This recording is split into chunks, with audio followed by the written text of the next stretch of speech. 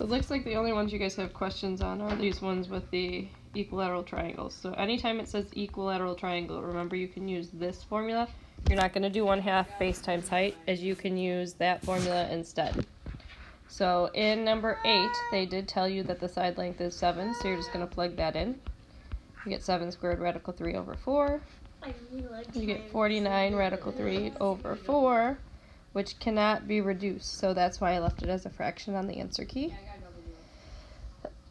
And then for number 9, this one they gave you the perimeter is 60, so you just need to be careful. They didn't tell you what S is. You cannot plug the 60 in for S. You have to figure out what S is.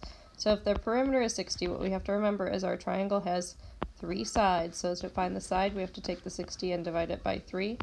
That means the side length is 20, and that I can plug into the formula. It's 20 squared radical 3 over 4, which is 400 radical 3 over 4, and you get 100 radical 3 yards squared.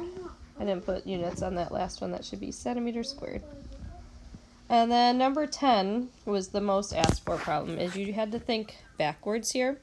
They want you to find the perimeter of an equilateral triangle if you know the area. So you start with the formula, and we actually know A this time. So you want to take that value for A and plug it in. So it's going to be 81 radical 3 equals S squared radical 3 over 4, and then you just have to use your algebra to solve this. So your first step should be to multiply both sides by 4 to get rid of the 4, and you get 324 radical 3 equals S squared radical 3. And then I could divide the radical 3, and what's nice here is that they both cancel. So I get S squared is equal to 324. And my last step to figure out the side is take the square root.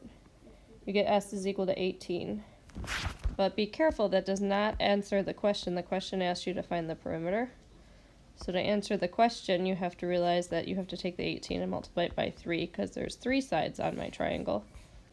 So the perimeter is 54 just regular meters.